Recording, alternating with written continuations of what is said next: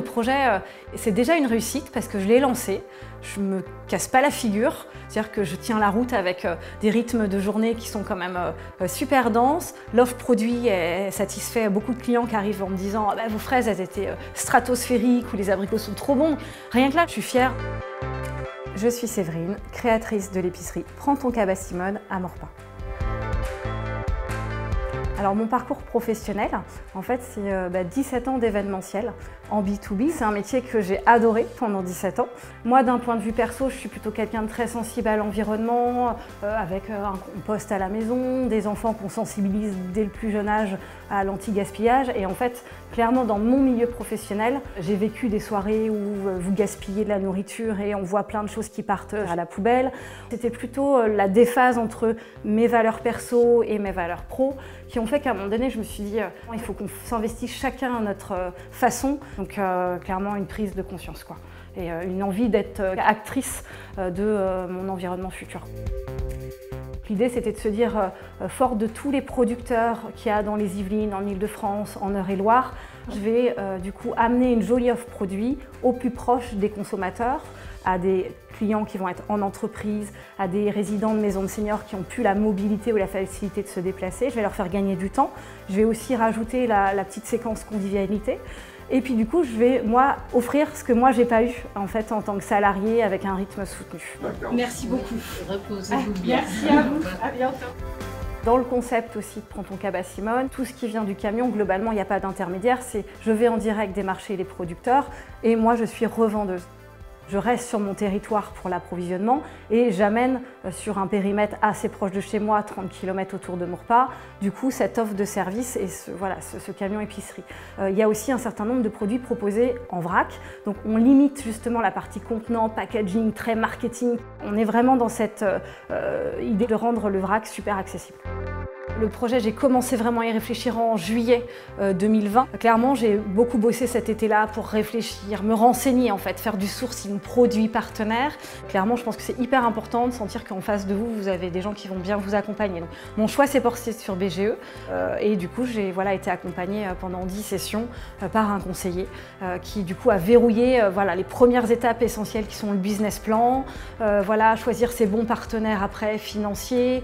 J'ai aussi eu la chance d'avoir l'obtention aussi d'un prêt d'honneur à taux zéro, donc ce qui permet de faciliter aussi les débuts, le démarrage de l'entreprise.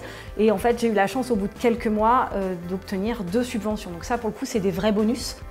Et puis janvier et février 2021, en fait, j'ai négocié 2 mois off avec mon employeur. Donc j'ai bossé full-time à titre personnel sur ce projet. Et puis derrière, il a fallu prendre la fameuse décision de se dire je quitte le mode confort d'un salarié bien payé. Et puis derrière, en août 2021, je quittais l'agence. Et 1 mois et demi après, j'étais sur le terrain.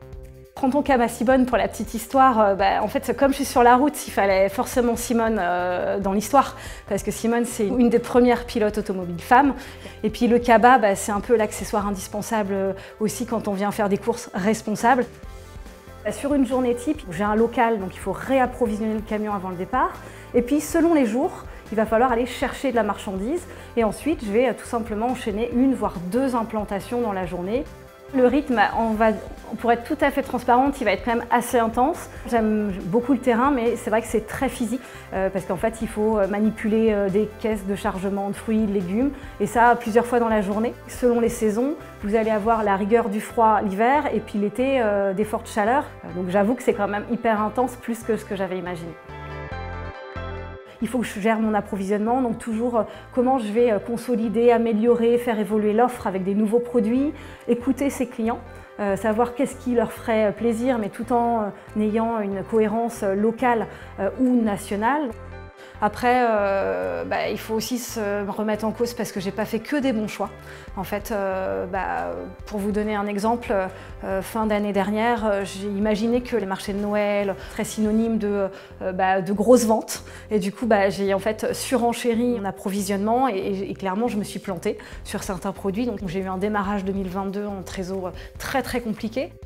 Les erreurs, c'est de ma faute si je prends les mauvaises décisions, j'assume, mais aussi c'est la valorisation de se dire c'est moi, c'est mon projet, il ne tient qu'à moi, donc je vais le défendre.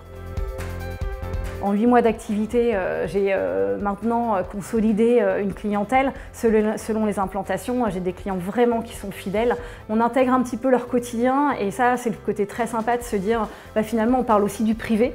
Il faut encore que j'améliore, optimise la partie communication pour être plus maligne, pour être plus présente, pour que les gens savent bien me retrouver. Au bout de 2 ans, je veux voir si ça fonctionne, si moi aussi je m'épanouis, il faut dire les choses, il faut aussi que j'ai un épanouissement personnel et un équilibre personnel par rapport à cette nouvelle activité. J'ai encore une vie professionnelle devant moi, je l'aurais peut-être pas fait ce changement d'option ou d'orientation professionnelle dans 5 ans, mais à 44 ans, on peut se dire que même si ça ne fonctionne pas, on pourra toujours rebondir. Je vais me donner tous les moyens de réussir, prends ton cas Simone, mais je me dis que pour l'instant, je peux être fière de ce que j'ai en tout cas mis en place depuis 8 mois.